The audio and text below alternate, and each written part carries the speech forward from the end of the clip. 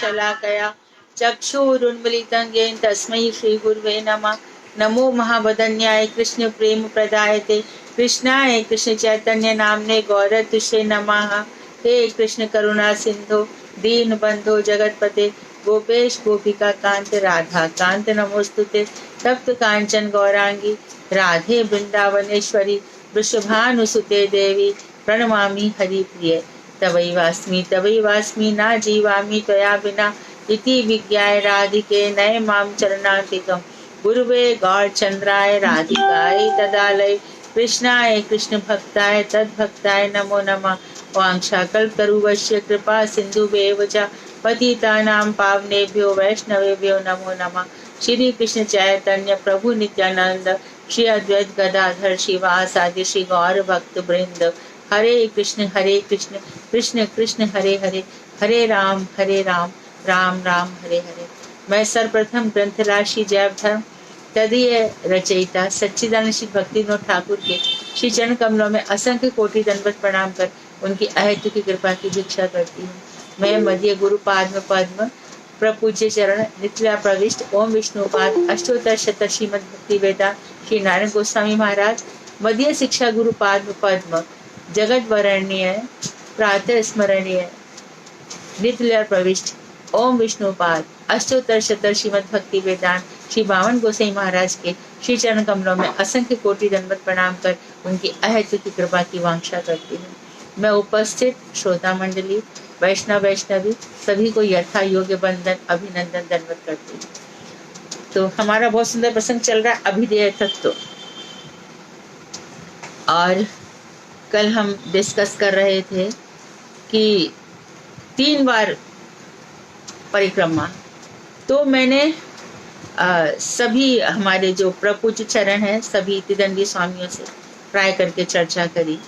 तो उन्होंने कहा कि बात तो ठीक है कि 3 बार परिक्रमा यहाँ पे लिखा है, और ये भी ठीक है कि अंग्रेजी के ट्रांसलेशन के समय जो जैव धर्म अंग्रेजी में है वहाँ पर 3 टाइम्स 4 टाइम्स रखा ही नहीं गया है, निकाल दिया गया है।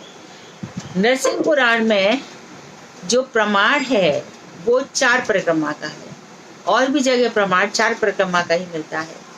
तो इसके लिए पूज्यपाद माधव महाराज बोले कि ऐसा मान लेना चाहिए कि जो भक्त लोग 3 परिक्रमा करते हैं वो ठीक है। चौथी परिक्रमा कि कहीं अन्य मनस्क ना हो जाए, परिक्रमा करते करते कहीं हमारा भाव इधर उधर मूड यहाँ वहाँ हो जाए, तो उसकी पूर्ति के लिए चौथी परिक्रमा मान लेनी चाहिए। जैसे कि हम 16 माला करते हैं, 16 माला में तो 25,000 माना जाता है, लेकिन होते हैं 27,000।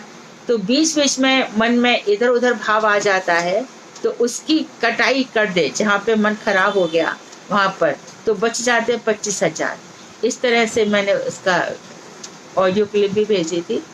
तो इस तरह से वर्णन हुआ। और कल जो हमारी बहनें कह रही थी कि ब्रजनाथ ने वज्रनाभ ने ये बनाया था बैठ द्वार का, ये बिल्कुल निर्मूल बात है, इसमें सच्चाई नहीं है। और जो द्वारका है वो 3 है, गोमती द्वारका, मूल द्वारका और भेंट द्वारका, जिसको गुजराती में बेच द्वारका भी कहा जाता है। मूल द्वारका जहाँ पे सुदामा रहते थे और भगवान श्री कृष्ण ने उनके झोपड़ियों को महल बना दिया था। और भेंट द्वारका जहाँ भगवान श्री कृष्ण रहते थे, और वहाँ पर दोनों का मिलन है, भेंट हुई है, और वहीं पर चावल लाकर दिए हैं। इसलिए आज भी वहाँ कहा जाता है कि जो यहाँ चावल दान करेगा वो किसी भी जन्म में गरीब नहीं होगा। और इसी प्रकार से जो गोमती द्वारका है वहाँ पर बैठकर भगवान न्यायाधीश का काम करते थे।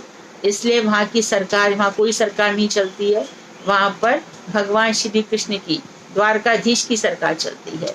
जैसे कि मध्य प्रदेश में मोरछा जी हैं, और हमने अपनी बहन से बात भी करी थी, और ये सुपरिचित भी है कि मोरछा में आज भी भगवान श्री राम की सरकार चलती है। तो इस तरह से विधान है। और जो वज्रनाभ हैं वो अनिरुद्ध की पत्नी रोचना, उषा नहीं, उषा का पुत्र तो यदुवंश जब समाप्त हुआ उसमें वो भी चले गए थे, लेकिन रोचना जो रुक्मी की पौत्री है उसका बेटा है वज्रनाभ। ये अपनी दादी उत्तरा से पूछ पूछ कर इन्होंने बहुत सारी मूर्तियां बनवाई। गोविंद देव, गोपीनाथ, मदन मोहन। जब गोविंद देव इन्होंने मदन मोहन बनाए तो उत्तरा जी बोली कि देख वैजनाभ, भगवान बहुत सुंदर है, बहुत सुंदर है, लेकिन गोपीनाथ का वक्षस्थल कृष्ण के जैसा है, इनका जो वक्षस्थल है वो कृष्ण के जैसा है। और जब मदन मोहन जी बनवाए तब उन्होंने कहा कि देख, इनके चरण और कृष्ण के चरण एक जैसे हैं। और जैसे गोविंद देव का श्री विग्रह बनवाया वैसे उन्होंने अपना सिर ढक लिया और बोले कि इनका मुखार बिंद श्री कृष्ण के जैसा है। इसी प्रकार से वैजनाभ जी ने चारों देव बनवाए। कल भी बताया था, केशव देव, हरदेव, बलदेव और गोविंद देव। इन्होंने ही ये जो मूल गोपीनाथ हैं ये जयपुर में है, गोविंद देव भी जयपुर में है, गोविंद गोपीनाथ, और मदन मोहन करौली में है। इन्होंने ये कामवन में जो वृंदा देवी का मंदिर है वो भी वैजनाभ ने बनवाया था। इस तरह से काफी निर्माण इन्होंने कराया है। वैजनाभ के द्वारा ही वृंदा देवी का भी इन्होंने ही बनवाई है। तो ब्रज में रह के इन्होंने काम किया।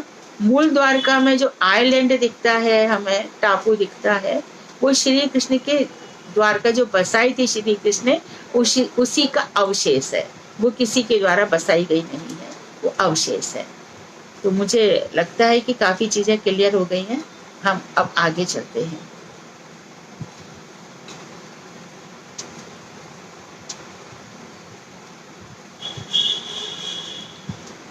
आगे कह रहे हैं कि कर्मों का अर्पण और किंकर होना, ये दो प्रकार का दास से बताया। एक दास में है कि कर्मों का अर्पण कर दो, और दूसरा कह रहे हैं कि कृष्ण के किंकर बन जाओ। किंकर का पहले अर्थ बताया था, किंकरी किम करोमि किम करोबी, और क्या सेवा करूं और क्या सेवा करूं। सखी भी बताया था, विश्वास और मित्रवृत्ति। और आत्मनिवेदन बताया था कि शरीर और मन, आत्मा, सब कुछ कर दो। आगे हम कर रहे थे कि शरणागति भी हो गया था, तुलसी की सेवा, शास्त्र का सम्मान करना कैसा होता है। तो हम यहाँ पे थे वैष्णव सेवा का तात्पर्य क्या है। तो गोविंद कहे मम वैष्णव प्राण, भगवान कहते हैं कि वैष्णव मेरे प्राण है। क्यों कहते हैं? क्योंकि वैष्णव से बड़ा महावदान्य कोई भी नहीं है। उन्हीं के कारण हमारे जो बार बार जीना मरना हो रहा है ना, बार बार जीना मरना, ये शरीर धारण करना, ये सब किसके कारण हो रहा है? हमारे पापों के फलस्वरूप, पुण्यों के फलस्वरूप। वैष्णव आकर के इसमें रोक लगा देते हैं, बस अब और नहीं, भजन करो कृष्ण का, अपने आप को पूरा की पूरा कृष्ण को समर्पण कर दो, फिर तुमको इस तरह से पाप पुण्य के चक्कर में और भव बंधन के चक्कर में नहीं पड़ना पड़ेगा। तो इस और बाकी सब जो दया है वो मंद दया है। किसी को धन दे दिया, किसी को वस्त्र दे दिए, किसी को कोई घर बनवा दिया, किसी के साथ कितनी तकलीफें हैं, कुछ ना कुछ कर दिया, जिसको जो चाहिए उसकी पूर्ति कर दी। ये सब मंद दया है, क्योंकि ये मोमेंटल है, उसी समय ही कल्याण कर सकती है, उसके बाद उसका कोई लाभ नहीं है। हो सकता है उससे किसी का अच्छा बुरा हो जाए, जैसे कि जाड़ों का सीजन आता है, जाड़ों के सीजन में खूब कंबल बढ़ते हैं और लाइन से सारे लोग बैठे रहते हैं, लाइन से सब लोग देने जाते हैं, लेकिन क्या करेगा कोई इतने सारे कंबलों का। इसी प्रकार से जब बात सुनी जाती है, जब ये पंसारी लोग होते हैं तो इनसे बात करो तो कभी कहेंगे कि भैया इतना ब्राह्मण के यहाँ पे इतना आता है, वो हमारे यहाँ बेच जाता है, जितने दुपट्टे हैं। तो हम लोग जो खरीदने जाते तो पता चलता है कि वो सब ब्राह्मण दे के चला गया, अंगूठे दे जाता है। तो ये सब कर्मकांडी, ये कैसी मंद दया है। लेकिन वैष्णवों की दया कैसी अमंद दया, जो कभी कम नहीं पड़ती। एक दफे भी वैष्णव के प्राण समा जाए और हम कह दे त्राहि माम, मुझे बचाओ, मेरा त्राण करो, मेरा परित्राण करो। उत्तरा जी, भगवान श्री कृष्ण जब उनके गर्भ में परीक्षित थे, तब अश्वत्थामा ने ब्रह्मास्त्र छोड़ दिया। उन्होंने किसी को नहीं पुकारा। द्रौपदी ने तो पुकारा था, अपने पतियों की ओर देखा, यहाँ वहाँ सब जगह देखा, लेकिन उत्तरा जी ने सीधा ही भगवान को पुकारा। ए नाथ, पांडु वंश का जो अंतिम बीज है वो भी चला, आप इसको बचाइए। श्री कृष्ण ने भी आम न देखा था, चले आए। 60,000 वर्षों तक गजेंद्र युद्ध करता रहा, उसने भी कुछ नहीं, बहुत समय तक अपने बल पे युद्ध करता रहा, लेकिन जब थक हार गया तो अंत में श्री कृष्ण को पुकारा। श्री कृष्ण ने फिर देर नहीं करी, हरि सर्वम करिष्यति, हरि ही सब करेंगे, मानो चाहे मत मानो, विश्वास करो चाहे मत करो, होना तो वहीं से है जो कुछ होना है। जो हमें बुरा लग रहा है, अमंगलकारी लग रहा है, वो श्री हरि की दृष्टि में परम मंगलकारी है। तो उसमें विचार ही नहीं करना चाहिए। हमें अच्छा बुरा इस समय जो कुछ भी लग रहा है, भगवान के यहाँ पे सब मंगल ही मंगल है। इस तरह से विचार करके अपनी जीवन यात्रा का निर्वाह करना चाहिए। जो कुछ सहज रूप से बिना किसी प्रयत्न के आराम से चलता चला जाए, तो बहुत सारा प्रयास करने की जरूरत नहीं है संसार में। बहुत देखो, जो भक्त है, रिश्तेदार तो उसके नहीं रहने वाले। ये भगवान चाहते भी नहीं है कि मेरे भक्त का समय रिश्तेदारी में खराब हो। ये रिश्तेदारी कुछ भी नहीं है, मन के बंधन है, मन के बंधन। मन को जो अच्छा, रिश्तेदारियों में भी हमें कोई अच्छा लगता है, कोई अच्छा नहीं लगता। किसी के 3 भाई है, 2 भाई है, 4 भाई है, एक भाई अच्छा लगता है, 2 भाई नहीं अच्छे लगते, ये तो वो भी तो रिश्तेदार था ना, फिर वो बुरा क्यों लग रहा है? ये सब मन का ही बंधन है। तो इनको कौन से लोग ओढ़ के बांध के रहते हैं, जिनको भगवान का भजन नहीं करना है। और साइमल्टेनियसली चले कि दोनों ही चीजें चले, ऐसा कृष्ण नहीं चाहते, ऐसा कृष्ण नहीं चाहते। प्रेम गलियति साकरी तामे दो ना समाए, उसमें दो नहीं चलते। तो वैष्णवों की सेवा भगवान को अधिक प्रिय है। वैष्णव को प्रिय हो चाहे ना हो, अभी हमारा मन कर रहा है बहुत। देखो, जैसे कि गुरुदेव हैं, गुरुदेव जब कक्ष में गुरुदेव पर्यंक पर लेट जाते हैं, तो माधव महाराज भी विश्राम करेंगे, तो महाराज जी के थोड़े चरण हम दबा दें। अरे नहीं, स्त्री नहीं पैर छू सकती है, स्त्री पैर नहीं छू सकती, कि महाराज जी तो विचार नहीं करते हैं स्त्री पुरुष का, लेकिन फिर भी नहीं, लोक लाज के लिए, लोक लाज के लिए। तो एक कथा महाभागवत सुनाया करते हैं कि एक पंडित जी बैठे थे बहुत, और एक स्त्री कथा सुन रही थी, और कथा सुन करके वहां पर सामने टेबल फैन चल रहा था। तो टेबल फैन की तो हवा ऐसी होती है, तो स्त्री का पल्लू उड़ उड़ के बार बार उनके कंधे पे जा रहा था, और वो कथा में मग्न थे। तो सभा के लोग क्या सोचेंगे, अरे इन स्त्री का कुछ ना कुछ लेना देना है। तो समाज के डर से या मूर्ख लोगों के डर से, ये डर खाली संतों को ऐसा नहीं है, परीक्षित ने भी वही किया था।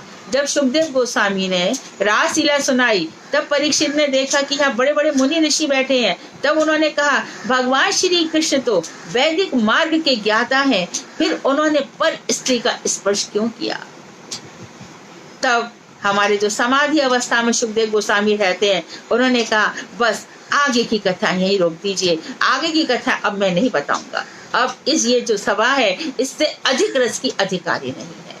फिर इससे अधिक रस कौन लेकर के आ गए? श्री रूप गोस्वामी पाद, उन्होंने बताया। वो भी कहते हैं भक्ति रसामृत सिंधु की एक बिंदु मात्र लेकर आए। वो कितना रस था, उसमें भी हम लोगों को योग्य नहीं समझा गया, और ग्रंथ समाधि दे दी गई। तो वैष्णवों के अंदर जो रस भरा पड़ा है, ज्ञान की जो गूढ़ बातें हैं, मंत्रों के जो छिपे रहस्य हैं, ये सब कहाँ मिलते हैं? वैष्णवों के पास। इसलिए इनकी सेवा वैष्णवों को प्रिय हो ना हो, लेकिन भगवान श्री कृष्ण बहुत खुश होते हैं, क्योंकि गोविंद कहे मम वैष्णव प्राण। वैष्णव की सेवा करने से भगवान की भक्ति होती है भाई। वैष्णव की सेवा कर रहे हो तो तुमने क्या किया? भगवान की भक्ति मानी। वैष्णव मेरे प्रिय है। शास्त्र में ऐसा कहा गया है कि समस्त देवताओं की आराधना से विष्णु की आराधना श्रेष्ठ है, और विष्णु की आराधना से उनके सेवक वैष्णवों की पूजा श्रेष्ठ है। भगवान को बहुत सारी मालाएं पहना दी, भगवान खुश होंगे कि नहीं होंगे वो अलग बात है, लेकिन वैष्णव को पुष्पमाला नहीं पहनाई और भगवान खुश हो जाएंगे, ऐसा नहीं हो सकता। बहुत सारा अनुकूल प्रसाद किया गिरिराज जी का, बहुत सारे विधि विधान से सब कुछ किए, लेकिन घर में जिस वैष्णव की कृपा से सब संभव हुआ, उस वैष्णव को पूछा तक नहीं। भगवान के लिए लाखों रुपए हवाई जहाज से पुष्प गिरवाए राधा कुंड में, लेकिन जिस वैष्णव ने ये सब दर्शन कराया, उसके प्रति तो भगवान, जब भगवान ने ही कह दिया, जब जो भक्ति के अंग बता रहे हैं, जब उन सब ने डिम डिम घोष कर ही दिया है कि भैया पहले वैष्णव उसके बाद भगवान, फिर क्यों सोचते हो, फिर क्यों विचार करते हो? विचार की गुंजाइश ही नहीं रह गई। मंदिर बने ना बने कोई फर्क नहीं पड़ता, मंदिर प्रणाली कोई बहुत बड़ी बात नहीं है। मठ मंदिर भी बनाना बहुत मठ भी क्या है, शुद्ध भक्ति केंद्र है कि लोग आएंगे यहाँ भजन करेंगे, भजन करना सीखेंगे, कोई बहुत बड़ी बात नहीं है। बहुत बड़ी बात है हमारे होते हुए यदि किसी वैष्णव के अंदर किसी प्रकार का अभाव हो रहा है, वो अभावग्रस्त जीवन जी रहा है, हम लोग इतने सुखों में सोए हुए हैं, वैष्णव त्राही त्राही कर रहा है, नहीं, मेरे होते कोई वैष्णव को ऐसा जीवन मैं नहीं जीने दूंगा, मैं नहीं जीने दूंगी। वैष्णव को कमी है और हम ऐसा जी रहे हैं जिसकी वजह से हमारे जीवन में आनंद ही आनंद छाया हुआ है। वैष्णव भी तो बता रहे हैं, गुरु गोविंद दो खड़े काके लागो पाए, बलिहारी गुरु आपने गोविंद दियो बताए। शास्त्रों की व्याख्या करते हैं, भावहीनी व्याख्या करते हैं, हृदय के पट खोल कर रख देते हैं।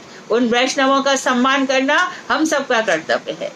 आप नवदीप जा रहे हो, नवदीप जा रहे हो तो भैया मेरा 10,000 रुपया दे देना, बहुत अच्छी बात है, बहुत अच्छी बात है, लेकिन आपकी सेवा मेरे से पहले लेना, ये उससे भी अच्छी बात है। संदेह मत करना, वैष्णव को मैं पैसा दे रही हूं उसमें संदेह दे रहा हूं, संदेह शंका मत करना। संशय आत्मा विनश्यति, जो वैष्णवों पे संदेह करता है उसका विनाश हो जाता है। क्या करेगा वैष्णव, खुद के लिए थोड़ी जीते हैं, वो जो भी पैसे का उपयोग, फिर पैसा दे करके उससे हिसाब लेना, आपने मेरे पैसे का क्या किया, तो मत दो पैसा, मत ही दो, क्योंकि बहुत बड़े अपराधी हो जाओगे, लाखों करोड़ों जन्म ऐसे ही फंसते रहोगे। और दे करके बार बार का मैंने दिया तो भी सब बर्बाद है, सब बकवास है। एक हाथ से दो, प्रेमानंद प्रभु हमारे हैं, वो तो लेते ही नहीं ऐसा पैसा जो एक गीत गाता है कि मैंने दिया मैंने किया।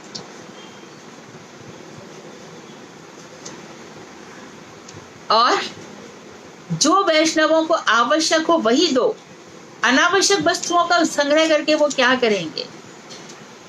तो ये वैष्णव सेवा की बात हो गई। आगे कह रहे हैं शक्ति के अनुसार महोत्सव का क्या तात्पर्य है कि आप कह रहे हो कि शक्ति रहे इतने महोत्सव करने चाहिए, तो भगवान के मंदिर आदि में अपनी शक्ति के अनुसार द्रव्य संग्रह करो और भगवत सेवा करते हुए शुद्ध वैष्णवों की सेवा को महोत्सव कहते हैं। अर्थात वैष्णवों की भी सेवा रहे और मंदिर में भी सेवा रहे। मंदिर में सेवा करी, चलो भगवान का फूलों का बंगला बन जाएगा, साथ में फल फूल रख दिए, एकादशी है, कूटू का आटा भेज दिया, घी तेल भिजवा दिया, मूंगफली भिजवा दी, तो ये दोनों की सेवा भी कर सकते हैं। इससे श्रेष्ठ उत्सव संसार में और कुछ भी नहीं है। अपनी शक्ति के अनुसार वैष्णव के भी करें और भगवान की करें, ये महोत्सव है। कार्तिक महीने का आदर क्या है, ये बहुत सुंदर प्रश्न है। कार्तिक का नाम है ऊर्जा, ऊर्जा शक्ति, पोटेंसी, पावर, किस चीज के लिए, भजन करने। तो कार्तिक में इतना नियम पालन क्यों होता है, इसलिए होता है कि भैया मैं बैगन नहीं खाऊंगी, उड़द की दाल नहीं खाऊंगा, और बैगन, उड़द की दाल, टमाटर, सेम, लोबिया और जो जो चीज मना की गई है, परवल, क्यों नहीं खाने, क्योंकि सनातन गोसाईपाद ने कहा है कि वैज्ञानिक दृष्टि से ये चीजें हमारी, क्योंकि जैसा खाओगे अन्न वैसा बनेगा मन, तो अन्न खाया तो मन हमारा तैयार हो रहा है भजन के लिए। अभी तो हम अन्नमय कोश, पंच कोश है हमारे, अन्नमय कोश, उसके बाद मनोमय कोश, प्राणमय कोश, विज्ञानमय कोश और आनंदमय कोश। अभी तो अन्नमय कोश नहीं जीवन है, जीव है हमारे जो सेल्स हैं, ये दिन भर अन्न मांगते रहते हैं, अन्न को ही हम भगवान समझते हैं। जब तक आनंद नहीं आ जाता जीवन में, फिर एक आनंद ऐसा भी आ जाता है जब हम देखते हैं कि लोग खाली फल फूल पर ही जी जाते हैं। मुनि लोग पवन वायुजीवी होते हैं, हवा से जी लेते हैं, हवा से उनका पेट भर जाता है। ये सब सतयुग की बातें हैं। कलयुग में थोड़ा सा भगवान ने अलग प्रकार का जीवन बताया, अलग प्रकार का है कि उस समय सोचे कि ये महात्मा है, ये क्यों नहीं ऐसे जीते, ये कलयुग के प्रभाव से है। तो कार्तिक मास का नाम ऊर्जा है, शक्ति देने वाला। इस महीने में नियमित रूप से श्रवण कीर्तन आदि भक्ति के अंगों के पालन द्वारा भगवान श्री दामोदर करने की सेवा करने का नाम ऊर्जादर अर्थात ऊर्जा का आदर करना है। तो इस मंदिर में किसको करना है? राधा दामोदर। भगवान दामोदर तो है, लेकिन हमारे कौन से भगवान है? राधा दामोदर। तो गुरुदेव कहते थे कि इस समय, और गुरुदेव कहते भी क्या थे, करवाते थे। सबसे पहले कृष्णदेव भवंतम वंदे, दूसरा राधे जय जय माधव दयिते, तीसरा सुचारु वक्त्र मंडलम, चौथा राधा कृपा कटाक्ष मुनिंद्र वृंद वंदिते, और पांचवा नमामीश्वरम सच्चिदानंद रूपम लसत कुंडलम गोकुले भ्राजमानम यशोधावियोलु खला धावमानम परामृष्ट मत्यम ततो दुष्ट गोप्या। और महाराज जी राधा दामोदर की बहुत सुंदर उन्होंने व्याख्या करी। दामोदर अष्टक में हम गुरुदेव ने किताब भी निकाली। रुदंतम मुहुर नेत्र युगमम मृजान्ता कराम भोज युगमेन सातंक नेत्रम मुहु श्वास कांपा तिरेकांक कांठ स्थित ग्रैव दामो दरम भक्ति बद्धम। जो भक्ति के कारण बंधे हैं ऐसे दामोदर। तो ये भक्ति हमारे अंदर भी आए और हम भी उनको अपने हृदय से ऐसे बांध लें कि हमारे हृदय को छोड़ करके और वो कहीं ना जाए। अर्थात दूसरे भक्त भी तो हैं, तो इतने रूप भी तो वो धारण करते हैं। कम से कम जिनकी मैं उपासना कर रहा हूँ, आराधना कर रहा हूँ, वो तो मेरे हृदय को ना छोड़ें, वो तो मेरे हृदय से बंध के रहें। तो हृदय को ना छोड़े तो मतलब क्या हुआ? हृदय में आकर के विराज गए, अर्थात एक क्षण भी भूल नहीं पा रहा हूँ, एक क्षण भी उनकी विस्मृति नहीं होती है। ये है कार्तिक महीने का आदर। भक्ति के अंगों का पालन करें, भगवान दामोदर की सेवा करें, श्रवण और कीर्तन करें। 59 है, जन्म के दिन यात्रा उत्सव पालन कैसे होता है? जब भगवान का जन्म होता है, भादों की जन्माष्टमी और फाल्गुन महीने की गौर पूर्णिमा के दिन उत्सव करने का नाम है जन्म यात्रा। शरणागत जनों को इनका अवश्य पालन करना चाहिए। तो कृष्ण जन्माष्टमी होती है अपने घर पर, अपने घर पर नहीं हो तो क्या होता है? अधिवास दिवस। अधिवास अर्थात जन्माष्टमी के एक दिन पहले डोल निकलता है। पहले गुरुदेव रथ में बैठ करके निकलते थे और फिर भगवान निकलते थे।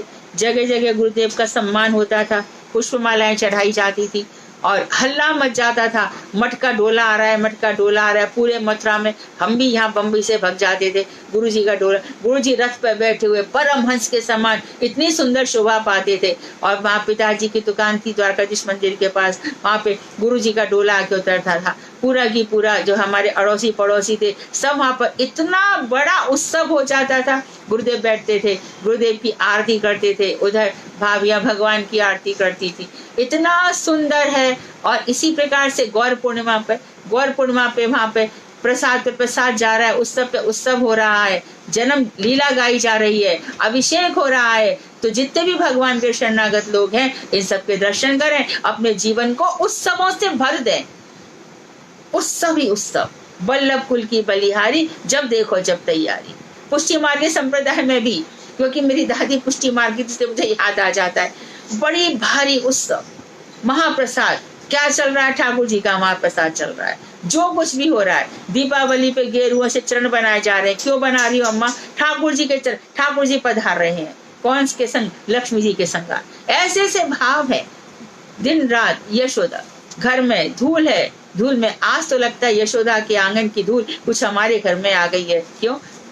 एक दफे ठाकुर जी का रंग काला पड़ गया। तो ये काले क्यों दिख रहे हैं? तो लगता है कि धूप में बहुत खेल के आए हैं, इसके लिए काले लग रहे हैं। दूसरा भाव ही नहीं आता। तो ये सब अंगों का पालन करेंगे तब हृदय भक्ति रंग में रंग जाएगा। जितने हृदय में इतने जन्मों से दुष्टता थी ना, सब साफ हो जाएगी। काम को मतलब लोभ मोह ईर्ष्या तो बहुत छोटी सी बातें हैं। सत्य रज तम तीनों गुण भी निकल जाएंगे। निर्मल मन जन सो, निर्मलता आ जाएगी, एकदम चित्त की शुद्धता हो जाएगी। और ये सब कैसे होगा? इन अंगों का पालन करने से। अच्छा, अब बोल रहे हैं कि श्री मूर्ति की जो परिचर्या है, सेवा है श्रद्धा पूर्वक, वो कैसे होती है? क्योंकि श्री मूर्ति की सेवा पूजा में प्रीतिपूर्ण प्रेम होना बहुत जरूरी है। आप खिलाते हैं तभी भगवान खाते हैं। कभी भी मत सोचना मैं खिलाऊं ना खिलाऊं वो तो भगवान है, नहीं। अपने घर के जो ठाकुर जी हैं, बच्चा समझ के लाड करो और स्वामी समझ के इनसे डरो, कुछ गलती ना हो जाए इनके सामने। ये भूखे भी है, ये प्यासे भी, इनको सर्दी भी लगती है, गर्मी भी लगती है, बारिश का भी आनंद लेते हैं। कभी मन आ जाएगा तो उनको कक्ष से बाहर ले आओ, कक्ष में बैठे बैठे थक जाते हैं, कक्ष से बाहर थोड़ा सा जमीन को पोंछो, साफ करो और सतिया बतिया लगाओ, चंदन से लीपो, वहां पे फूल रखो और ठाकुर जी को बरसात का आनंद करवाओ। थोड़ी थोड़ी रिमझिम ठाकुर जी को भी आए, उन्हीं की तो बरसात है। जाड़े लग रहे हैं तो थोड़ी छोटी सी सिगड़ी ले आओ, सिगड़ी लेके के उसमें थोड़े से कोयला डाल दो, कोयला डाल करके जला दो कपूर इत्यादि से, और जला करके ठाकुर जी को सेक करो, उपला जला दो, कपूर जला दो, तो ठाकुर जी को थोड़ा सा सेक मिल जाए। और गर्मी है तो गर्मी में उनको कभी खस का शरबत पिला दिया और कभी खस के पंखे आते हैं उनसे झल दिया। तो बैठे बैठे कुछ कुछ तो सेवा करते रहो। ये श्री मूर्ति की परिचर्या होती है जिसमें प्रेम प्रमुख है। प्रेम के बिना घर के ठाकुर खुश नहीं होते। मंदिर में तो बहुत लोग आते हैं भाई, मंदिर में तो हर प्रकार से, और खुद मंदिर में जो पुजारी लोग हैं वह रह रहे हैं, ब्रह्मचारी रह रहे हैं, सन्यासी रह रहे हैं, सब ठाकुर जी का ध्यान रख रहे हैं। पर तुम्हारे घर के ठाकुर जी का ध्यान कौन रखेगा? फिर ये मत सोच लेना मंदिर वाले ठाकुर जी थे, और हम अपने घर के ठाकुर जी को प्रसाद लगाना कभी मत भूलना कि हम तो सुबह, या फिर नहीं संभव हो रहा है तो अपने घर के ठाकुर जी मंदिर ले जाओ। मुझसे घर पे नहीं हो रहा तो वहां ले जा करके रख दो, परंतु घर के ठाकुर जी की अवहेलना ना हो। जो लोग परम उत्साह से श्री मूर्ति की सेवा पूजा करते हैं, कृष्ण उनको केवल मुक्ति रूप तुच्छ फल ना देकर वहां तो भक्ति रूप महाफल मिलता है। तब मुक्ति जैसा छोटा मोटा फल नहीं देते, महाफल परम फल देते हैं। और भैया जैसा प्रेम है वैसा फल है। धर्म अर्थ काम मोक्ष चारों पुरुषार्थ फीके पड़ जाते, तुच्छ हो जाते हैं, हे हो जाते हैं, परित्यज हो जाते हैं, और कौन सा फल रह जाता है? महाफल प्रेम। प्रेम ही परम पुरुषार्थ है, प्रेम ही परम प्रयोजन है। 61वां अंगार है, रसिक जनों के संग में भागवत का किस प्रकार आस्वादन किया जा सकता है। रसिकों के संग भागवत हो, ये तो भैया व्यास जी भी कह रहे हैं और आप लोग भी इस दोहे को जानते ही हैं। निगम कल्पतरोर गलितम फलम शुक मुखादमृत द्रव संयुतम पिबत भागवतम रसमालयम मुहुरहो रसिका भूमि भावुका। हे पृथ्वी पर रहने वाले रसिको, हे भावुको, बार बार श्रीमद् भागवत का पान करो। मैं बताऊं, श्रीमद् भागवत नहीं है जीवन में तो रस आ ही नहीं सकता। श्रीमद् भागवत पढ़ो, अमृत बह रहा है उसमें। जिसके पास नहीं है वो तुरंत खरीद लो। वृंदावन में अमर कृष्ण प्रभु हैं, 1 मिनट में आप फोन करेंगे, अमर कृष्ण प्रभु दूसरे दिन ही निकाल देंगे। भागवत ही तुम्हारा प्राण होना चाहिए। भगवान कह के गए हैं उद्धव जी से, उद्धव तुम चिंता मत करो, मैं अपना तेज श्रीमद् भागवत में रख जा रहा हूँ। श्रीमद् भागवत मेरा वांगमय विग्रह है, साहित्यिक विग्रह है, जो इसमें डूब जाएगा वो मुझे प्राप्त कर लेगा। ये आचार्यवाणी है। तो अब वो बता रहे कि देखो भागवत क्या है। निगम कल्प तरुर गलितम फलम, वेद रूप कल्प वृक्ष का सुमिष्ट बहुत सुंदर रस श्रीमद् भागवत है। रस विमुख व्यक्तियों के संग में श्रीमद् भागवत का रसास्वादन नहीं होता। हाँ, ये हमारे इन्होंने भक्ति सिद्धांत सरस्वती प्रभुपाद कहते हैं कि जो 24 घंटे से 24 घंटे भागवत नहीं करता उसके मुख से भागवत मत सुनो, समय की बर्बादी है, कुसंग है वो। जिस किसी से भी भागवत सुनने मत बैठ जाओ, फालतू की बातें करेंगे और दूसरों का भी मति भ्रष्ट कर देंगे। उनकी उपस्थिति से ही गलत गलत बातें सब सामने आ जाएंगी। तो उल्टा अपराध, जैसा कि मैंने कहा, श्रीमद् भागवत का रसास्वादन नहीं होता जो रस से विमुख है, बल्कि अपराध होता है। जो भागवत के रसज्ञ अर्थात शुद्ध भक्ति के अधिकारी हैं, पहली बात। दूसरा, कृष्ण के लीला रस के पिपासु हैं, उनके संग में श्रीमद् भागवत के श्लोकों का रसास्वादन करना चाहिए। साधारण सभा में श्रीमद् भागवत का पाठ करने या सुनने से शुद्ध भक्ति प्राप्त नहीं हो सकती। साधारण लोगों के बीच में जो भागवत कम और नेतागिरी ज्यादा करते हैं, सब कुछ। अभी तो खाली ऐसा हो गया है, क्या करते हैं, क्या बता रहे थे वो लोग कि वहां पे प्रश्न उत्तर होते हैं और अपने अपने उसका जो कुछ भी होता है, मैं नहीं इतना जानती हूँ। अब ये बहुत ही सुंदर प्रश्न है और ये सबको आना चाहिए। संग किसका हो? स्वजातीय आशय स्निग्ध भक्त जनों का संग किसको कहते हैं? ये परिभाषा सबको आनी चाहिए। इसका उत्तर ये है कि सत्संग के नाम पर अभक्त लोगों का संग करने से भक्ति में उन्नति नहीं होती, भक्ति का फल नहीं मिलता, नाम का फल नहीं मिलता, क्योंकि कुसंग है, अभक्त लोगों का संग किया जा रहा है।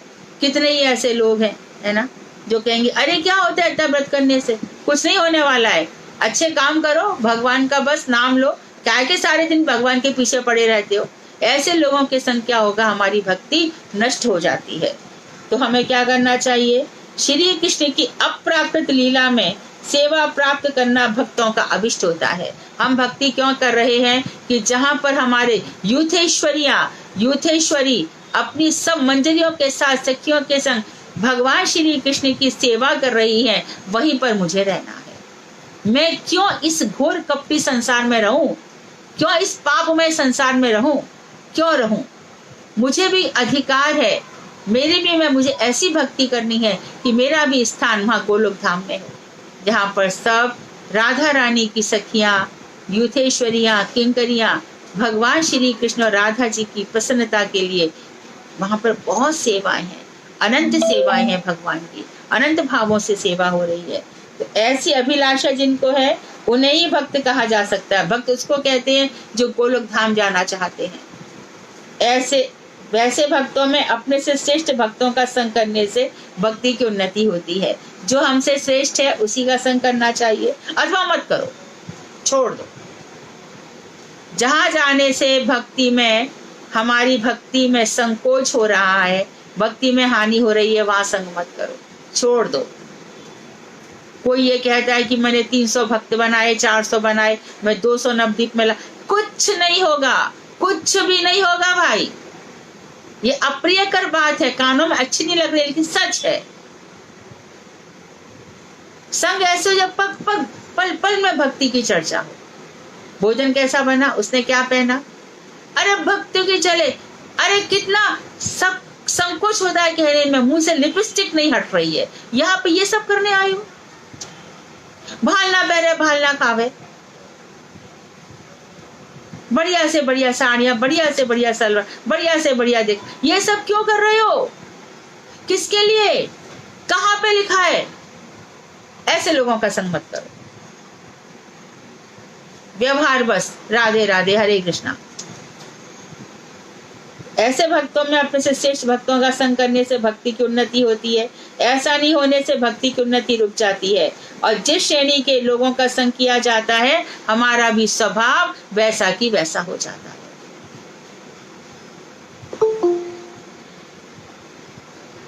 एक बार मैंने गुरुजी से कहा, गुरुजी मुझे लोग कहते हैं कि हमारा घर बर्बाद कर दिया। गुरुदेव बोले तुमसे तो इतना ही कहते हैं, हमसे तो पता नहीं क्या क्या कहते हैं। महाराज जी क्या करना चाहिए, तुम अपने पथ पर, तुम जैसा है वैसा ही कहो। किसी से या अपनी भीड़ बढ़ाने के लिए दूसरों को प्रसन्न करने जैसी बातें मत कहो। आज बुरी लग रही है, लेकिन कल हमारा जन्म इन्हीं से श्रेष्ठ, जन्म का लाभ इन्हीं से होगा, सुकृति इन्हीं से बनेगी, श्रेष्ठ लोग इन्हीं बातों से मिलेगा, साधारण बातों से नहीं मिल सकता। हरि भक्त के सुधोदय में संग के संबंध में कहा है, यस्य सत्संगति पुंसो मणिभस्या तदा गुणाः सकुलधर्य ततो श्रीमान सयूथानेव संश्रयेत्। अर्थात जैसे मणि को जिस रंग की वस्तु के साथ रखा जाए, उस वस्तु के समान ही मणि का रंग दिखलाई देता है, उसी प्रकार जिस पुरुष का जैसा संग होता है उसी के अनुरूप उसका स्वभाव हो जाता है। अतएव शुद्ध संतों के संग से शुद्ध संत हुआ जाता है। साधु संग सब प्रकार से कल्याणप्रद होता है। शास्त्रों में जो निसंग होने का परामर्श दिया गया है कि किसी का निसंग मतलब किसी का साथ मत करो, इसका अभिप्राय ये है कि मात्र साधु संग करो, नहीं तो निसंग हो जाओ। साधु नहीं मिले तो महाराज जी से जब पूछा, महाराज जी आपके बिना क्या करेंगे? मेरे बाद मेरी किताबें, मेरे बाद मेरे ग्रंथ। तो वैकुंठ वार्ता वाहक जो थे, नित्य प्रति वहीं की बातें, वहीं की चर्चा, वहीं वो व्यक्ति ने हमसे क्या कहा, उन महापुरुष ने, उन महाभागवतम को क्या कह रहे हैं, मेरी किताबें पढ़ो, मेरी चर्चाएं, मेरे ग्रंथों पर चर्चाएं करो। तो ये हो गया इसने सजातीय भाव, अपने से ऊंचे का संग करना है, अपने से ये सब चीजें हमें गांठ बांध लेनी है। अब कह रहे हैं कि नाम संकीर्तन किसको कहते हैं? कि नाम जो है अप्राकृत है, चैतन्य रस है, इसमें जड़ भाव की तनिक भी गंध नहीं है। नाम जड़, बहुत दिनों बाद बहुत सारे लाइनें कह दी, उसके बाद कहीं राधा कृष्ण नाम आया। संसार के बहुत सारे,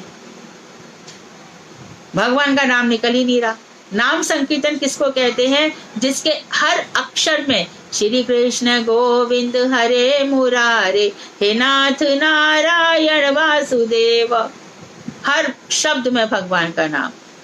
गोविंद दामोदर माधवेति, हे कृष्ण हे यादव हे सखेति, गोविंद हरे गोपाल हरे, जय जय प्रभु दीन दयाल हरे, जय राधे जय राधे जय राधे जय राधे, जय कृष्णा जय कृष्णा जय कृष्णा जय कृष्णा। पग पग पर ये है नाम संकीर्तन।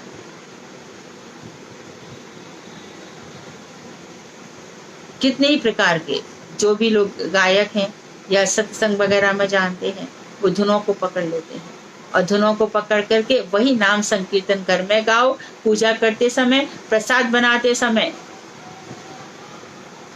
ऑफिस में जा रहे हो, रास्ते में जाते समय, और बीच बीच में 1-2 मिनट आराम मिल जाए तब भी, भोजन करने से पहले, भोजन करने के बाद, भोजन करते समय, पचाम्य अन्नम चतुर्विधम, भगवान श्री कृष्ण का स्मरण करें कि वही हमारे अन्न को पचा रहे हैं।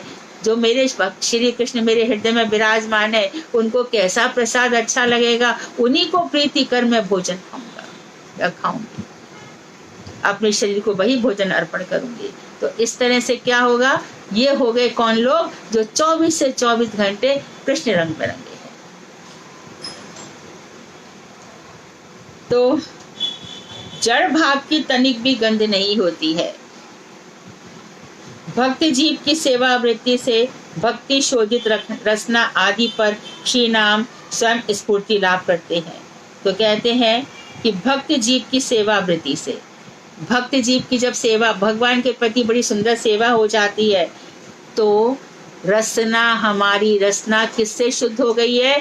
भक्ति के, भक्ति से, भक्ति की सेवा वृत्ति हमारे हृदय में उदित हो गई, हृदय शोधित हो गया, सुधर गया, शुद्ध हो गया, हमारी रसना भी शुद्ध हो गई। अब पता नहीं क्या है, बाहर का कुछ भाता नहीं है, कोई और रस बोलने का मन नहीं होता, कानों में कुछ और अच्छा नहीं लगता। एक व्यक्ति के पास चले जाओ, भैया तुम चलो ठीक है, आ गए, बीमार को देख लिया, बात कर ली। वो बीमार व्यक्ति संतों के घर पहुंचने पर आधा पौना घंटा अपनी बीमारी की ही चर्चा कर रहा है, तो संत को क्या होगा? फिर वो दोबारा नहीं जाएगा। अरे संत लोग आए, महाराज जी मेरा कल्याण कर दो, महाराज जी कुछ हरी कथा कह दो, वहां पे जा। और या फिर संत मिले, आज मैं सुबह उठी या उठा, मेरे पेट में ऐसा हो गया, फिर मैं आज गहरी नींद सो गया। अरे ये सब चर्चा है तो रोज की दैनिक वृत्तियों को संत से क्यों चर्चा कर रहे हो? रोज का खाना पीना सोना, ये क्या चर्चा करना है? तो ये सब मत करो भाई, जब मिलो तब हरी चर्चा। हाँ, कभी कोई तकलीफ हो गई, कष्ट हो गया या कुछ हो गया कि भैया तुम्हें कोई अच्छा डॉक्टर मालूम है कि अच्छा कुछ मालूम है, मेरे को ये तकलीफ होगी, अच्छा चले जाओ, हमने सुना है उसका बड़ा नाम है, वो अच्छा डॉक्टर, इतनी चर्चा तो ठीक है, परंतु इससे ज्यादा क्यों? तो वो रचना फिर शोधित नहीं होती। रचना शोधित कब होगी? कहते हैं कि जिसकी जीवा पर राधा गोविंद दो नाम नृत्य करते हैं, समझ लो उसने पूर्व जन्म में कृष्ण का बहुत पूजन अर्चन कर लिया है। बड़ी पूजा अर्चा के बाद नित्य निरंतर भगवान के नाम निकला करते हैं।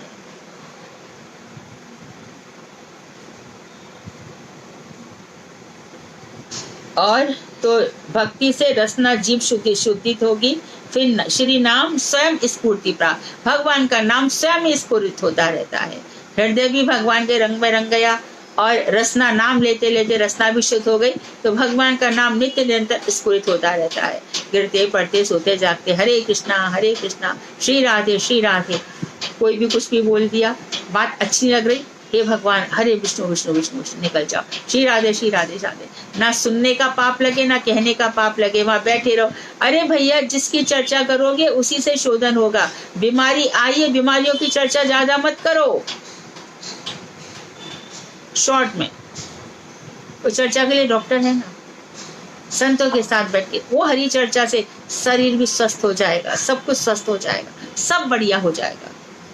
इस प्रकार निरंतर स्वयं और दूसरों के साथ मिलकर नाम संकीर्तन करना चाहिए। दूसरे नहीं मिले तो स्वयं करो, क्योंकि जिसको नाम सुना रहे वो तो घर में बैठे हैं, चाहे चित्र जी में विराजमान हो, चाहे श्री विग्रह में विराजमान हो, उन्हीं को सुनाओ। कोई मिलता है तो बहुत ही अच्छी बात है। इधर मैं देख रही हूँ बम्बई के भक्त, ये लोग श्रीमद् भागवत पढ़ते हैं, ये दो जन मिल जाते हैं और दो जन मिलकर के आपस में भागवत पढ़ रहे हैं, रसास्वादन कर रहे हैं, खूब आनंद ले रहे हैं, डिस्कस कर रहे हैं। तो दो जन मिल जाओ, वीडियो कॉल पे कर लो, कैसे भी करके ऑडियो कॉल पे कर लो। श्रीमद् भागवत का 1 अध्याय 2 अध्याय रोज पढ़ो, 365 अध्याय हैं, 1 साल में हो ही जाएगा। तो विजय कह रहे हैं, मथुरा अर्थात जन्म स्थान में वास करने के संबंध में आपकी कृपा से हम लोग कुछ समझ गए हैं। अब इनका सार बतलाने की कृपा करें कि जन्म स्थान में वास करना क्या होता है, जरा ये भी हमें समझा दीजिए कि हम तो हमेशा जान ही सकते। तो उन्होंने कहा है कि भैया देखो, अंतिम 5 अंग सर्वश्रेष्ठ हैं। अपराध से दूर रहकर इनसे थोड़ा सा भी संबंध स्थापन करने से इनके अत्यंत अद्भुत प्रभाव से भावावस्था का उदय होता है। तो बाबा जी कह रहे अंतिम 5 अंग श्रेष्ठ हैं। अंतिम 5 अंग कौन कौन से बताए? श्रवण 5 अंग कौन कौन से हो गए? संग, भागवत और डीएटी सर्विस 60, अंतिम 5 श्री मूर्ति की सेवा, और दूसरा है भागवत पढ़ना, तीसरा है भक्तों का संग, और चौथा है संकीर्तन, और 5वां है धामवास। संकीर्तन चैंटिंग हरे कृष्णा। तो धामवास के संबंध में बताया कि अपराध से दूर रहकर इनसे थोड़ा सा भी संबंध स्थापित हो गया तो अत्यंत अद्भुत प्रभाव से भावावस्था का उदय हो जाता है। तो धामवास के लिए उन्होंने विशेष कुछ भी नहीं बताया, इतना ही बताया कि अंतिम 5 अंग श्रेष्ठ हैं। तो इसमें व्याख्या ये है कि देखो, जा सको तो जाओ, नहीं तो मन से जरूर जाओ। ग्रहे थाके बने थाके, कहीं भी रहो, घर में रहो, बाहर रहो, वन में रहो, कहीं भी रहो, 24 से 24 घंटे भगवान का स्मरण रहे। तो कितनी दफे हमारे पूज्यपाद स्वामी महाराज, पूज्यपाद श्री नारायण गोसाई महाराज, विदेशों में जाना पड़ता है, भक्तों की अलग जगाना पड़ता है, ज्ञान का प्रसार करना पड़ता है, भक्ति का प्रसार करना पड़ता है। लेकिन अवध कहाँ जहाँ राम निवास, अयोध्या कहाँ है जहाँ भगवान श्री राम रह रहे हैं। इसलिए वृंदावन कहाँ है जहाँ गुरु जी रह रहे हैं। वही तो वृंदावन की चर्चा हो रही है सारी की सारी। तो जहाँ भी भगवान की चर्चा हो रही है वो घर, जिस घर में तुलसी जी है, श्रीमद् भागवत है, भगवान श्री कृष्ण की सेवा है, भक्त है, वहाँ और ये प्रवचन इत्यादि हो रहे हैं, वहाँ और क्या चाहिए? वही घर ही तो वृंदावन है। वहाँ ना कोई झूठ बोलता है, ना कपट होता है, ना पाप होता है, एकदम शुद्ध। वो घर ही वृंदावन हो गया और मन भी वृंदावन हो गया। तो थोड़ा सा भी हम देखते हैं ये पांचों चीजें हमारे जीवन में आती हैं तो जीवन एकदम अद्भुत हो जाता है। तो विजय कह रहे हैं कि इन साधनों के संबंध में कुछ और भी यदि कुछ रह गया हो तो बता दो। तो बाबा जी कह रहे हैं कि भक्ति के रंगों के कुछ अवान्तर फलों का वर्णन शास्त्रों में पाया जाता है। अवान्तर मतलब सेकेंडरी, ये तो मुख्य फल तो है ही, सेकेंडरी भी है। वो ये है कि अवान्तर फलों का वर्णन बहिर्मुख लोगों में भजन की रुचि पैदा करने के लिए है। तो जो अवान्तर फल बता रहे हैं, जो कृष्ण से बहिर्मुख लोग हैं उनके मन में रुचि आ जाए, इसके लिए हम सेकेंडरी फल बता रहे हैं। इन समस्त अंगों का मुख्य फल है कृष्ण रति को प्रकाशित करना, कृष्ण रति को, कृष्ण जो प्रेम है, रति मतलब प्रेम, उसको दिखलाना। भक्ति के जानकारों के समस्त कार्य भक्ति के अंग रूप में होने चाहिए, कर्मांग के रूप में नहीं। जो भक्ति के जानकार हैं, जितने 64 अंग हमने बताए हैं, ये भक्ति के अंग हैं, इनको कर्म मत समझ लेना। मूर्ति पूजा ये कर्म नहीं है, नाम संकीर्तन ये कर्म नहीं है, ये कर्म नहीं है, कर्म नहीं है। भगवान से संबंधित जो सब सेवाएं हैं वो भक्ति है। भगवान से छोड़कर ये सब जो कुछ है, अब जैसे कि एक गायक है, चाहे वो लता मंगेशकर भी क्यों ना हो, है ना, कोई भी क्यों ना हो, यदि उसके अंदर भक्ति नहीं है तो वो कर्मांग है, उसकी सुकृति बन सकती है। चलो किसी भी बहाने भगवान नाम तो लिया, कभी ना कभी सुकृति बन जाएगी, लेकिन भजन रस में डूबने से उसको भक्ति का अंग नहीं माना जा सकता। तो बहुत से सिंगर्स हैं, बड़ी रुचि से गाते हैं, भगवान के जो गीत है वो भी बड़े प्रेम से गाते हैं। बहुत से गायक हैं, गाए अच्छे खासा, मंजीरा भी बजाया, ये क्या बोलते इसको, मृदंग भी बजाया, ढोलक भी बजाई, और बाद में जाके फिर बजाई होली रे रसिया, होली रे रसिया गाया खूब जोर से, बाद में पता चला कि लड़की को लेके भाग गया। तो ये सब कर्मांग है। भगवान श्री कृष्ण की प्रीति के लिए जो होगा, उन्हीं की प्रीति के लिए जो होगा, वही भक्ति का अंग है। इसको अच्छे से समझ लेना। ज्ञान और वैराग्य के द्वारा कभी कभी किसी को भक्ति मंदिर में प्रवेश अधिकार की थोड़ी सी अनुकूलता प्राप्त होती है, तथापि ज्ञान और वैराग्य भक्ति के अंग नहीं है। बहुत से लोग ज्ञानी हो जाते हैं और कभी कभी थोड़ा वैराग्य होता है, तो वो भक्ति रूपी मंदिर में प्रवेश कर सकते हैं, लेकिन वो पूर्ण रूप से टिक जाए ऐसी कोई गारंटी नहीं। भक्ति जहां पे होगी वहां ज्ञान और वैराग्य इटसेल्फ आएंगे ही आएंगे। वो प्रोसेस ही वैसा है, प्रोसेस ही वैसा है। दिल्ली गए तो राजधानी पहुंच ही गए, उसमें कोई दो राय नहीं है, कोई दो राय नहीं है। इसी प्रकार से जब हम भक्ति कर रहे हैं तो ज्ञान और वैराग्य साथ में आने ही वाला है, फिर वहां पर मैं और मेरा क्या रह जाता है, सब कुछ खत्म हो जाता है। सब कुछ खत्म होने के बाद जब ये प्राकृतिक जगत का महल धराशायी हो जाता है, तब फिर ऊपर एक बहुत सुंदर भवन बढ़ता है, भक्ति मंदिर। तो वहां पर भक्ति का ही प्रवेश है, भक्तों का प्रवेश है। तो ज्ञान और वैराग्य भक्ति के अंग नहीं है। इसका कारण यह है कि ज्ञान और वैराग्य चित्त को कठोर कर देते हैं, चित्त को शुष्क बना देते हैं, परंतु भक्ति सुकुमार स्वभाव की है। भक्ति से जो ज्ञान और वैराग्य अपने साथ उपस्थित होते हैं। परशुराम को ब्राह्मण अभिमान था। दोनों अवतार है, राम भी अवतार है, परशुराम भी अवतार है, और लक्ष्मण जी भी अनंत है, कोई साधन बात तो नहीं है। फिर भी देखो दोनों तीनों का कैसा वाक युद्ध हुआ है। जैसे ही शिव जी का धनुष तोड़ा है, परशुराम जी आ गए।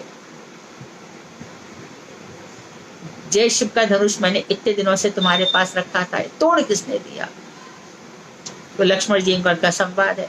और रामचरितमानस का ये बड़ा ही सुंदर प्रसंग तुलसीदास जी ने बना दिया, जिसको पढ़ के हंसी आ जाती है। तो बार बार लक्ष्मण कहते, यहाँ कुमड़ बतिया कोई नाई, देख तर्जनी रचाई। हे परशुराम जी, आप बार बार ये उंगली से क्या मुझे डांटते हो? क्या यहाँ पर कोई वो पेड़ होता है ना, कुमड़ बतिया, टच मी नॉट, छुई मुई का पेड़, यहाँ कोई नहीं है। और बहुत धनु तोड़े लड़काई, कबहू नासरे से कीन गुसाई। बचपन में इतने सारे धनुष तोड़े, आपने कभी ऐसा क्रोध कभी नहीं किया। तो वहां पर परशुराम जी राम से कह रहे हैं, ये जो तेरा छोटा भाई है, ये देखने में तो बड़ा भोला है, पर मुख से कैसे विष वचन निकाल रहा है। और भगवान राम क्या कह रहे हैं, नाथ शंभु धनु भंजनिहारा, कोई एक दास तुम्हारा कोई एक दास होगा। भगवान राम परशुराम से कह रहे हैं, जिसने धनुष तोड़ा है आपका ही कोई दास है। ये सुंदर सुंदर प्रसंग है। ये सब ही तो हमें इन रसों में तो डूबना है। हमारी आज किसी से चर्चा हो रही थी, बोले हमको तो पता ही नहीं था, हम तो कहते थे अनिरुद्ध उषा का बेटा है, हमें पता ही नहीं था कि अनिरुद्ध रोचना का बेटा है। तो भागवत की जो गंभीर बातें हैं ये कहाँ से मिलेंगी? अरे मत समझो कि हमको नहीं आता, ग्रंथ उठा के देखो, मत शुरू में ही आशीर्वाद लिखा होता है कि जो भी इसको पढ़ेगा उसको ऐसा होगा। पढ़ के तो देखो, मुझे कहाँ बंगला आती थी, कैसे आ गई? मैं यही सोचती रहती कि मुझे नहीं आएगी, कभी मैंने बंगला सीख तो मैं काम कर गुरु जी की सेवा या संप्रदाय की सेवा कर सकती थी? कभी नहीं कर सकती थी। इससे पीछे मत हटो। जो भी सामने भगवान की सेवा के लिए जान भी लगा देंगे। अरे एक श्लोक आधा श्लोक भागवत के लिए तो यही कहा गया है कि चाहे चौथा श्लोक पढ़ो, पर रोज पढ़ो। तो भक्ति से ज्ञान वैराग्य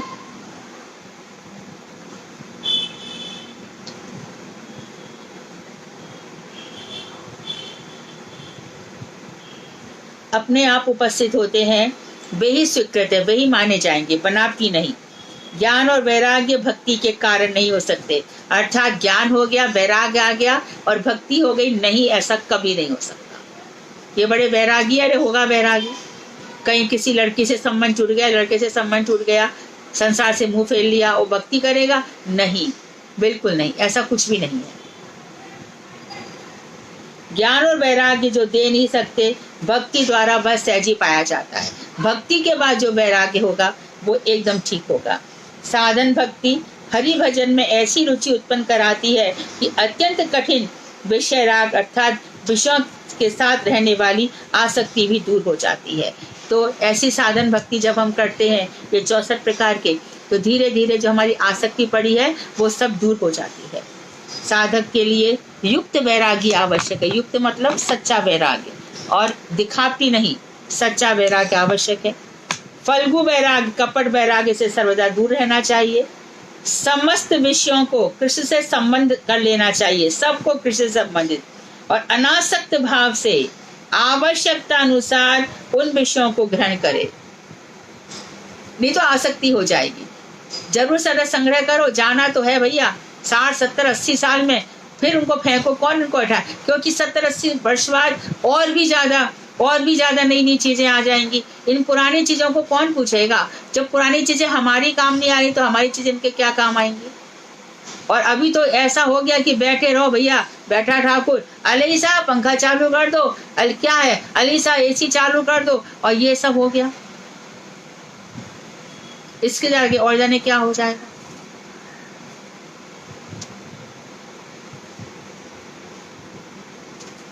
तो हरि संबंधी वस्तुओं को सांसारिक मानकर मुक्ति के लोभ से उनके परित्याग करने को फल्गु वैराग्य कहते हैं। फल्गु वैराग्य क्या है? जो भगवान से संबंधित वस्तु है उनको संसारिक मान लिया, जो भगवान से संबंधित वस्तु है उनको संसारिक मान लिया, और मुक्ति के लोभ से उनका परित्याग करने को फल्गु वैराग्य कहते हैं। इसलिए आध्यात्मिक ज्ञान और फल्गु वैराग्य का परित्याग करना ही उचित है। आध्यात्मिक ज्ञान ये कि बस ये हरि को भजो, इन सब चीजों की आवश्यकता नहीं है, हरि संबंधी वस्तुओं को संसारी मान लो, और मुक्ति चाहिए, मुक्ति। तो मुक्ति के लोभ से हमने क्या किया, ऐसे बताया था कि कोई व्यक्ति हमारे घर में आए, है ना, कोई परिव्राजक आए, साधु आए, और उन्होंने आकर के भोजन किया, और हमने क्या किया कि अरे साधु आकर के इतना खा गया, अरे हम तो ऐसे नहीं है भैया, हमने तो सब कुछ छोड़ रखा है। ये जो है ये फल्गु वैराग्य है।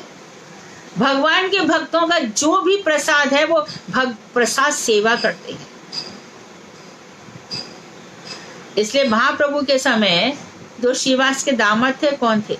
जो आकर के बोलते थे कि इतना खाते इतना, तो उनको फिर कुष्ठ रोग हो गया था। और खुद शिवाजी जी ने कहा था कि मर क्यों नहीं जाता है, वो विषमभर है।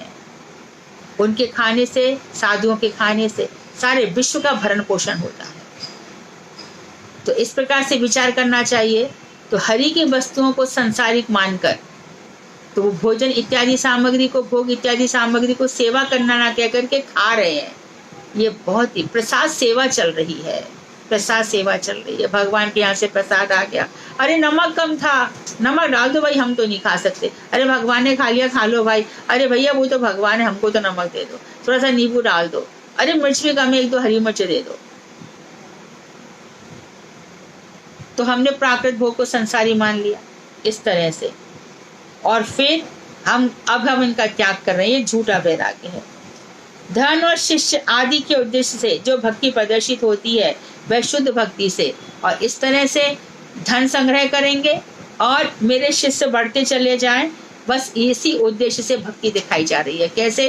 खूब चंदन इत्यादि लगा लिया और पूरे मस्तक पर पोत लिया और इस तरह से लगा लोगों के बैठ गए और बस खाने का वो चला दिया।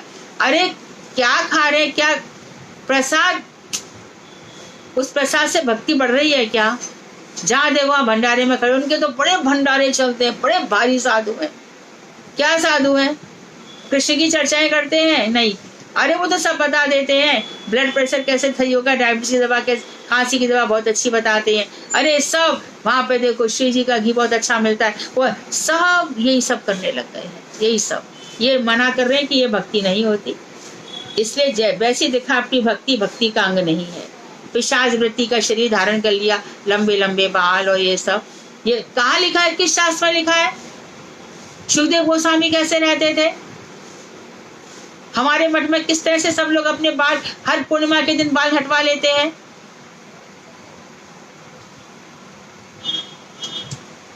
सब सनातन गोस्वामी के मार्ग पर चल रहे हैं। विवेक आदि गुण भक्ति के अधिकारियों के गुण है, अतः वे भी भक्ति के अंग नहीं है। तो विवेक आदि गुण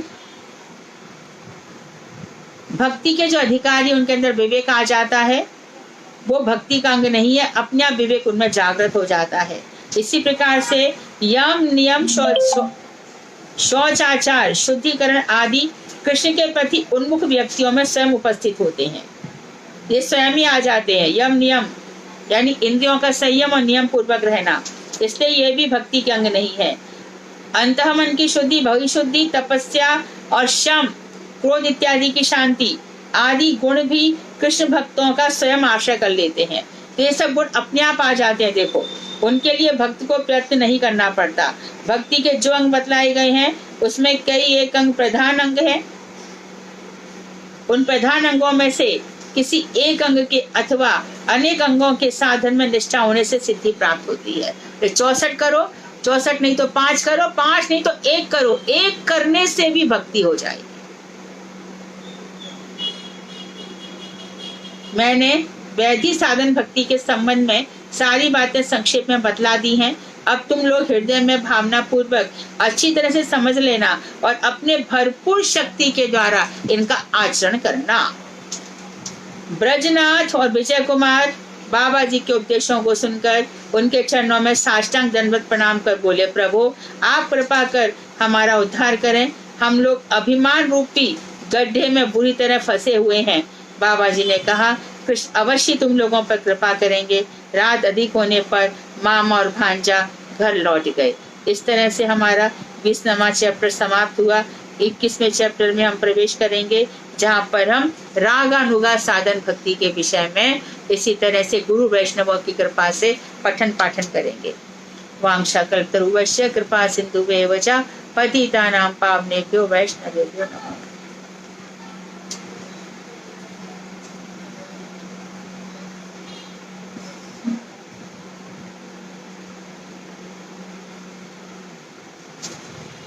बोलिए। कृष्ण देवी दंडवत प्रणाम। हाँ, तो दीदी हमारा भी यही, हम तो अभिमान रूपी गंगा पूरी तरह फंसे थे और आप सभी वैष्णव हम पे अपना हाँ, मैं भी लगा कि हम भी शालू आप दीदी शालू जी, हम भी कृपा मांगते रहते हैं भगवान से। हम हमारे लिए, सबके लिए वही रास्ता है। हमारे लिए भी यही प्रार्थना है कि बस भगवान ऐसी कृपा करें, जो कुछ ये लिखा है सब जीवन में उतरे।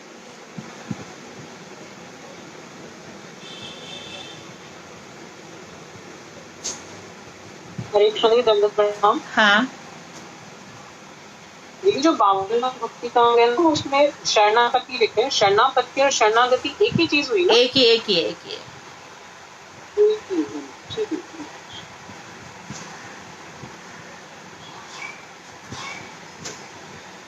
क्या कल इसमें से टेस्ट ले लूं? इसमें सब वही चीजें मैं बोलती जाऊंगी, तुम लोग देख के बोलते चले जाओगे, इसलिए इसका टेस्ट लेने से कोई लाभ नहीं है। सब किताब खोलकर बैठेंगे, मैं लाइन से पूछती चली जाऊंगी, सब देख के बोलते चले जाएंगे। फिर भी यदि आप चाहेंगे तो मुझे कोई ऑब्जेक्शन नहीं है।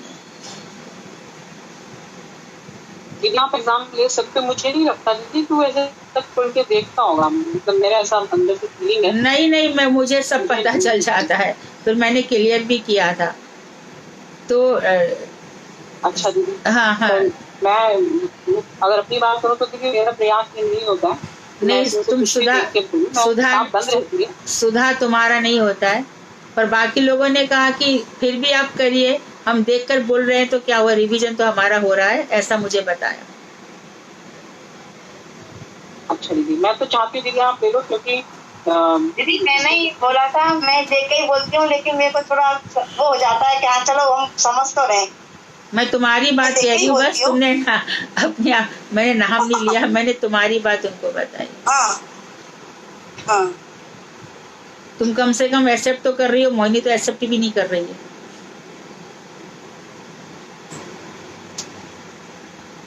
दीदी हरे कृष्णा दीदी। हाँ दंडवत प्रणाम। हाँ दीदी दंडवत प्रणाम। दीदी आप समझ गए है ना, तो अभी मैं क्या बोलूं। हाँ मैं ले रही हूँ, अपने ऊपर ले रही हूँ मैं। हाँ, तो मैं वही बताया, सुधा जी को विश्वास नहीं हो रहा ना। हम कहते हैं गुरु वैष्णवों की बातों पे संदेह मत किया करो। वो लोग क्यों बोलेंगे, क्या मिलेगा?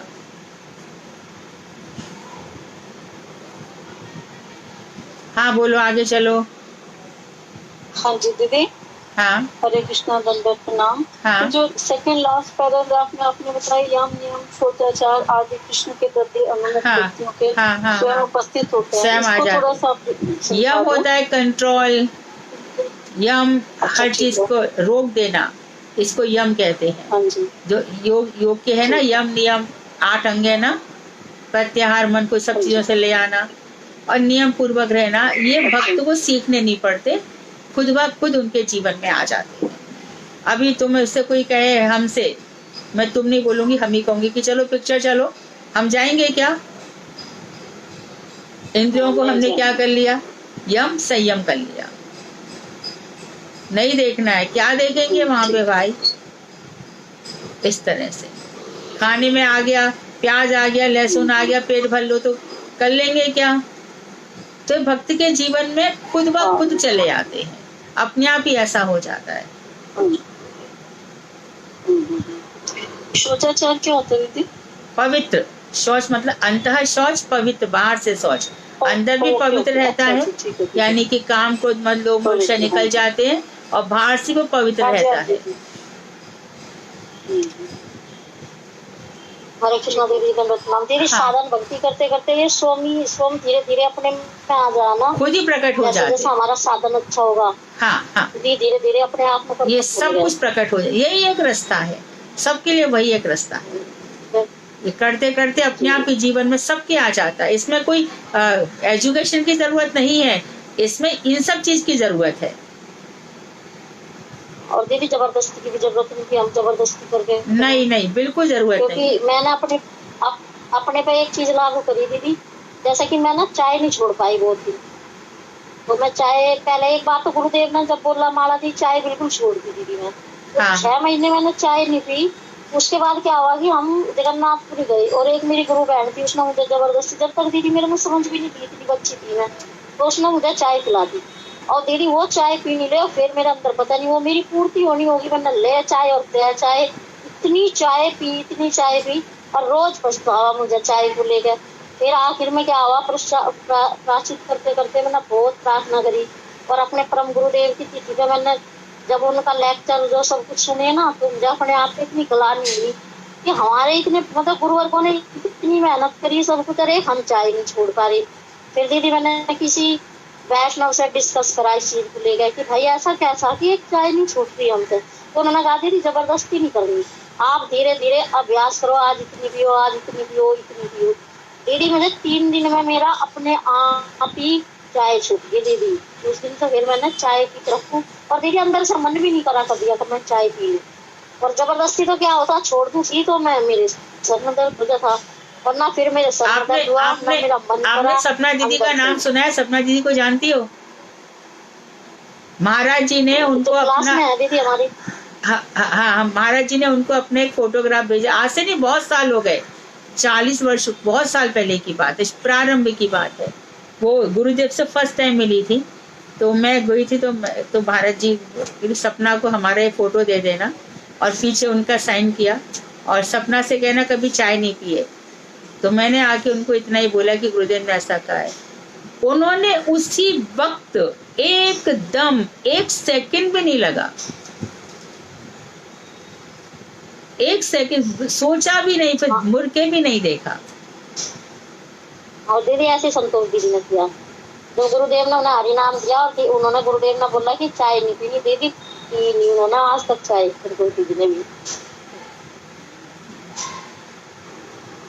हरे कृष्णा, दंडवत प्रणाम दीदी। हाँ दीदी हमारे यहाँ तो पता नहीं गुरुदेव की इतनी आयतों की कृपा हुई है पहली बार में। हम तो कभी इस्कॉन नहीं गए, कभी कहीं नहीं गए, कभी संतों के दर्शन नहीं किए थे, कभी भंडारे में नहीं गए, कुछ नहीं गए। बस पीछे रालेका दीदी रहती हैं, गुरुदेव आए थे, बस वहाँ पर गए और गुरुदेव के दर्शन किए। 2 दिन 3 दिन पहले ये नवरात्रि के टाइम चल रहा था, तो उसके बाद प्रभु जी मतलब ये लोग नवमी के बाद तो शुरू हो जाते थे अपना जो रूटीन, कभी कभी जो होता है इनकर ड्रिंक व्रिंक ये सब। तो कंट्री क्लब में पार्टी थी, वहाँ पार्टी के बाद आए, उसके 2 दिन बाद गुरुदेव से मिले। तो गुरुदेव ने कहा कि आप क्या लसन छोड़ देंगे, हरि नाम करेंगे आप? नहीं, बोले हाँ। गुरुदेव ने बोला आप हरि नाम करेंगे? बोले हाँ करेंगे, करूँगा प्रभु महाराज जी मैं करूँगा। और जैसे गुरुदेव की वाणी बस बोला है गुरुदेव ने दीदी, उस समय से ही उन्होंने हर चीज को जैसे वहाँ कोई हवन कुंड था और हर चीज को वहीं तिलांजलि दे दी।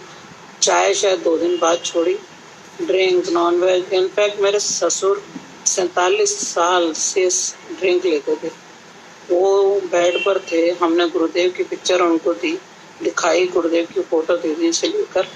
उन्होंने दीदी स्टॉक रखते थे घर में, तीसरे दिन फेंकवा दिया सारा स्टॉक, किसी को दिया भी नहीं।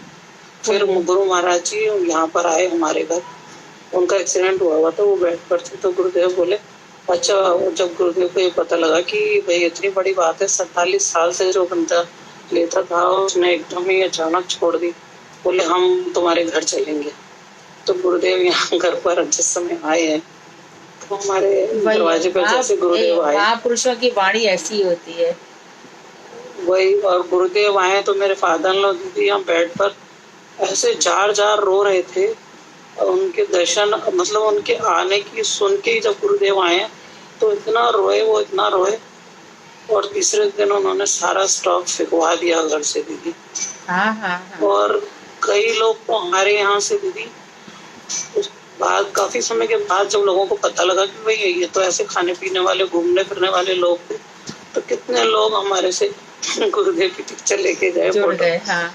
कोई भाई मेरा दामाद सिगरेट बहुत पीता है, मेरे ड्रिंक बहुत लेता है, तो कई लोग हमारे यहाँ से गुरुदेव के वही है, महापुरुषों का आश्चर्य हुआ।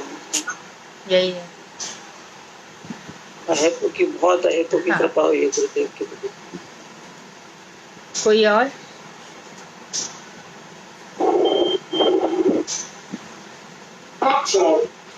हरे कृष्णा दीदी, दंडवत प्रणाम। हाँ दीदी ऐसे ही मेरे साथ भी हुआ था। मैं सगाई के बाद जो है गुरुदेव के दर्शन करने गई आनंद धाम वृंदावन में। तो मैंने गुरुदेव से कहा कि मेरी एंगेजमेंट हो गई है, सगाई हो गई है, और आप मुझ पर कृपा कीजिए कि मैं शादी के वक्त प्याज लहसुन ना खाऊं। तो गुरुदेव ने मुझे ऐसे आशीर्वाद दिया हाथ करके। तो आप यकीन मानो, शादी के बाद मैंने प्याज लहसुन नहीं खाया, जबकि मेरे ससुराल में चलता था। वही बात है। हाँ। ये गुरुदेव की अहेतु की कृपा है जो मुझ पर हुई है, और मैं गुरुदेव की बहुत ऋणी हूँ, बहुत ऋणी हूँ। हम्म।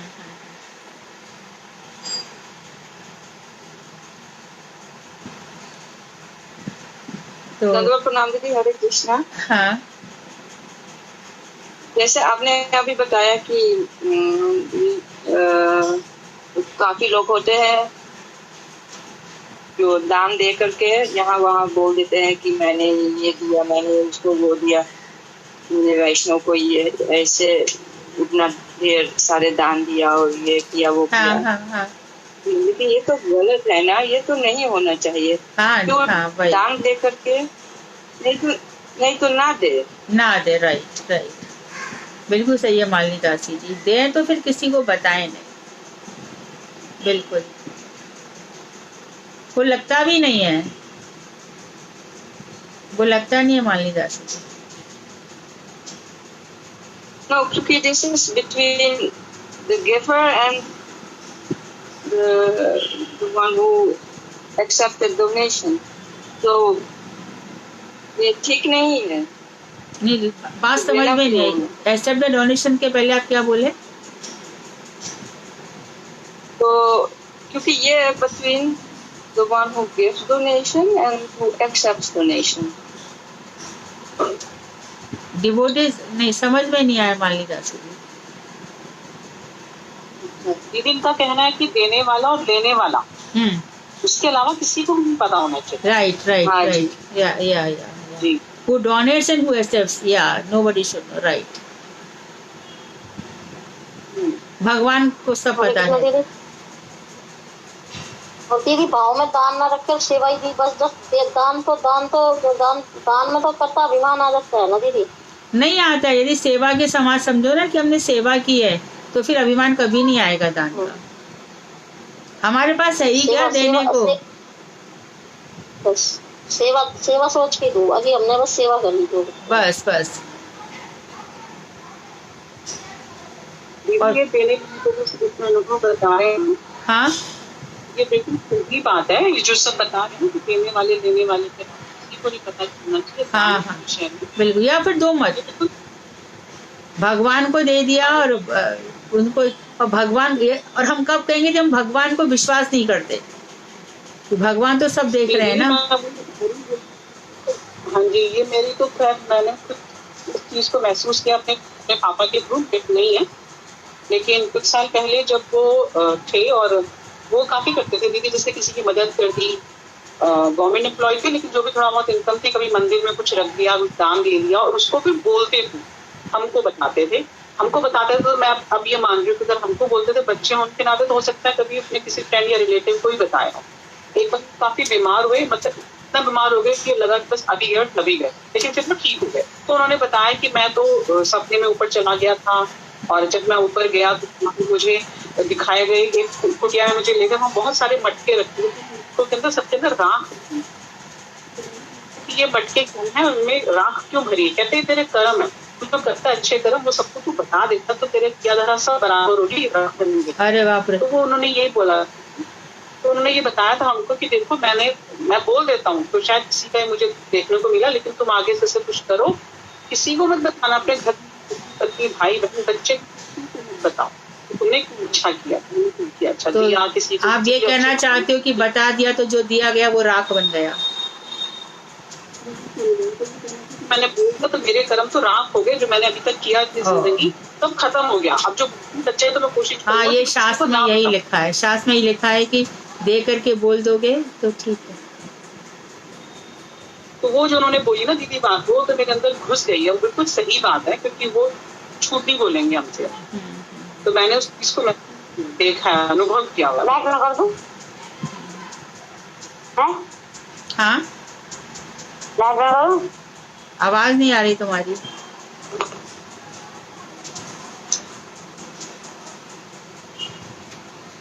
आवाज नहीं आ रही जय है। श्री राधे। ठीक है, मैं फिर सोचा आओ गई। कल मिलते हैं। वांछा कल्पतरुवश्य कृपा। आवाज नहीं आ रही है। आप एग्जाम लोगे ना दीदी कल? हाँ, आप बोलो, आप एज यू से आई डोंट माइंड। दीदी हम क्यों ऐसा आपके हाँ, हमसे आप कहते हो दीदी एग्जाम जो मेरे कक्का जो पुस्तक देख के बोलते हैं वो क्या पुस्तक देख नहीं, के वो क्या लोग बोलते बोल रहे हैं कि हम देख के बोलते हैं तो क्या हुआ, हमारा रिवीजन होता है, वो ऐसा बोल रहे हैं। हैं? एक रिवीजन हो गया। हरे कृष्णा दीदी। हाँ दीदी अभी दीदी ने बोला ना वो राख वाली जो बात, अनाया हाँ, ये जाओ ना, मम्मा आ रही है ना, तो दीदी ये तो हिला दिया। यहाँ पर जाओ, ऊपर आके जा। और क्या, तो सही तो कह रही है। नहीं बिल्कुल बात तो सही है दीदी। अब हस्बैंड वाइफ, अब जैसे मुझे कुछ चाहिए तो मैं हस्बैंड से डिस्कस करूंगी ना। तो हस्बैंड से तो करो ना, जिनसे लेना है उनको तो बता दो, पर औरों को ना बताओ। नहीं औरों को नहीं, आपस में तो डिस्कस करेंगे। आपस बाकी में तो कर और किसी सकती हो जी, बच्चों को वहाँ पे मतलब नहीं जब एक ही घर से पैसा जा रहा है तो डिस्कस तो करना ही पड़ेगा। वही मैं हस्बैंड को तो बताना ही पड़ेगा, या वो कहेंगे तो वो कभी कुछ, वो हस्बैंड तो कुछ भी करना चाहे वो तो सोचना आप नहीं, ऐसे पर ले जा, नहीं आ रही फिर नहीं, भी पता नहीं discuss जाता, तो इसके साथ ले जा। बाहला मत ना, मम्मा को आ रही है। दीदी आप अपना माइक बंद करो। उसमें तो दोष नहीं है। नहीं, उसमें क्या है, जब पत्नी को तो पति से लेना ही पड़ेगा, पूछना ही पड़ेगा। वही ठीक ठीक है, हाँ। वांछा कल्पतरुवश्य कृपा सिंधुवेव च पतितानां पावनेभ्यो वैष्णवेभ्यो नमो नमः। हरे कृष्ण दीदी। हरे कृष्णा दीदी, दंडवत अच्छा, प्रणाम। मैं